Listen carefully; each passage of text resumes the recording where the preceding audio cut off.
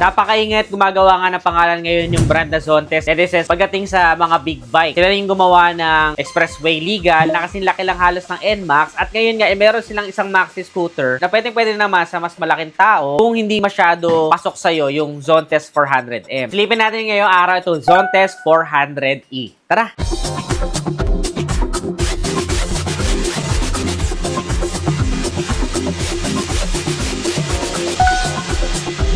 Itsura pa lang ni This is, pag nakita niyo yung shape niya, parang napaka-inviting talaga. At alam mo talagang magiging mabisa to pang touring at napaka-comfortable sakyan. Parang may pagka V-shape yung pinakaunahan niya na parang tuka ng hawk or ng eagle. At meron din siya napakataas sa windshield ni This is para sa ease of fatigue kapag hinahampas tayo ng malakas na hangin during high speed. Lalo-lalo na kung mahaba yung biyahe natin. LED na rin yung kanyang mga headlight na naka-projector lamps pa kaya hindi basag yung bato ng ilaw sa gabi. Doon sa pinaka-fender niya sa unahan, may black trims para siya meron tuka. Tapos kulay blue naman yung mugs niya na napakalakas ng dating. Parang mga X-Max, di ba? Very sporty rin at napakalaki ng kanyang muffler. Magiging maganda rin yung tunog nito kasi nga 400cc na po siya. Very unique naman yung kanyang taillight. Medyo patulis din design. Isang buong assembly lang, napaka-compact ng design. Parang sasakyan mo na lang talaga at ready to go na. At kahit saan mo dalhin ay walang reklamo. Kayang-kaya, di ba? May reflector din to, added visibility at night at saka plate light para sa plaka. Meron din siyang dalawang very sturdy looking na mga grab bar for our pillion ride. Parang sungay yung type niya eh. Sobrang lapad pa nung seat nito. Sigurado magiging comfortable ka sa upright seating position. At medyo malapad pa yung space para sa ating back ride. Napakalapad din po ng kanyang mga side mirrors na this is. Kaya kitang-kita mo talaga yung mga nasa gilid at likuran mo. Pagdating sa decals, very minimalist lang siya. Halos di mo mabasa. Parang anino lang yung Zontes dun sa may bandang gilid niya. 400E. Sa unahan naman ay meron lang siya mga lines na color blue. At naka-aluminum alloy naman yung kanyang pinaka-body or frame. Sa makina ni this ay meron tayong single cylinder na naka-single overhead cam with a bore and stroke of 79 by 75mm at syempre naka-liquid cooling system na rin po para mabisa at iwas overheating sa mahabang biyahe. So kung gusto mo mag-Philippine loop gamit ang motorsiklo na to, kayang-kaya. We will see kung magiging matibay ba ang performance nito kapag tagal-tagal na niya dito sa industriya. But as far as I know, since carried siya ng Bristol, isa yan sa mabisa talaga at matibay na motorsiklo ngayon, pero affordable ang mga presyo. Mamaya malalaman natin kung magkano. Syempre, gasoline and 95 octane yung suggestion na ipapakarga mo sa kanya para ma-maximize mo yung performance niya. We also have a compression ratio of 11.8:1. 368cc to be exact po ang motorsiklo na to, pero expressway legal na po yung displacement niya pagdating sa papeles. Kaya hindi ka naman problema at hindi ka na questionin. Kahit maharang ka man, ay meron kang pruweba dahil legal na po yung pagiging expressway niya at 400cc na siya sa papers. Galing, no? It can produce a maximum power of 28.5 kilowatts at 7,500 RPM at napaka-decent na maximum torque na 40 Newton meters at 6,000 RPM. Halos kasing lakas niya rin yung maliit na Zontes. Automatic na rin po ang motorsiklo na to na Nedicens, so gas and go ka na lang at mabisa rin yan na panlaban sa traffic. Kaya yung iba talaga namimili ng maxi scooter kasi pwedeng mo siyang pang-praktikalan na pang-araw-araw from point A to point B, pang-pasok sa trabaho or kung anong mga errands mo within the day. At pwede mo din siyang gamitin sa weekend ride. Pwede ka sumama sa mga naka-small displacement mong tropa. Pwede ka rin sumama sa mga naka-big bike mong kaibigan. So, mapaano man yung trip mo, masasabayan ka ng motorsiklo na to. At pagdating naman po sa fuel consumption na sense, given the fact na 400cc na to, ay meron tayong 28.5 kilometers per liter na pwedeng asahan sa konsumo ng gasolina nito. Not bad, no? Pwede na rin. Expressway legal naman eh. Para magka-idea kayo kung gaano siya kalapad at kataas, ay meron tayong length na 2,200mm, width na 795mm at height na 1,395mm. May load capacity din po ito na 176 kg at gross mass na 188 kg.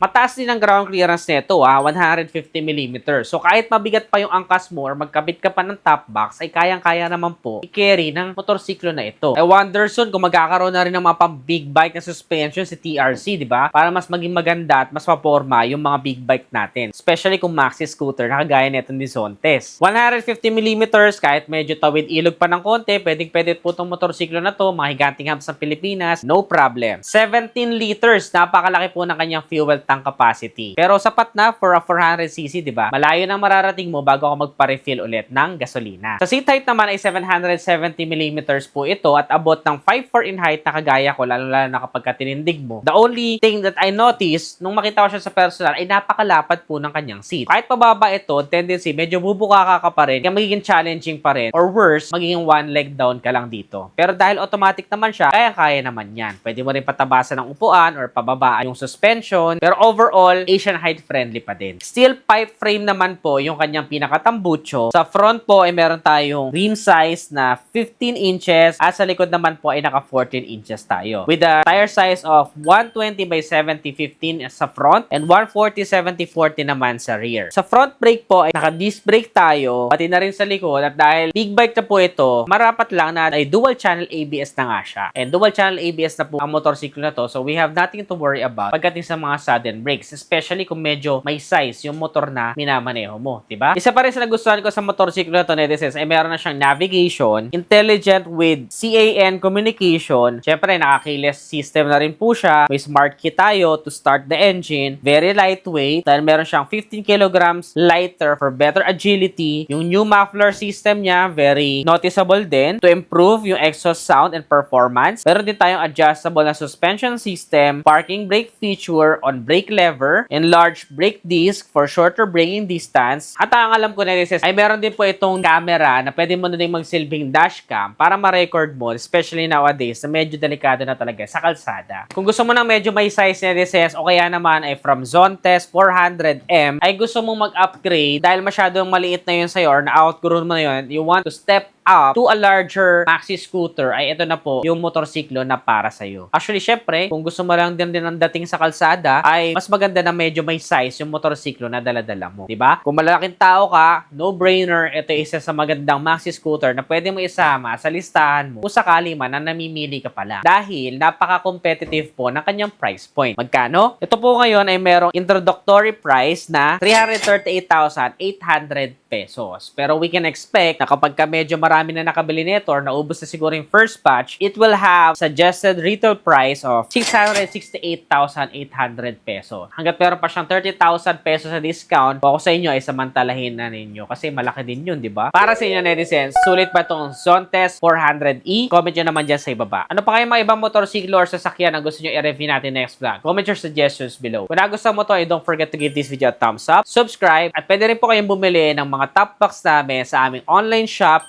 NediShop. Search nyo lang sa mga online shopping platform or you can PM us sa aming page. Again, this is Ned Adriano. Always keep it cool and rise if always.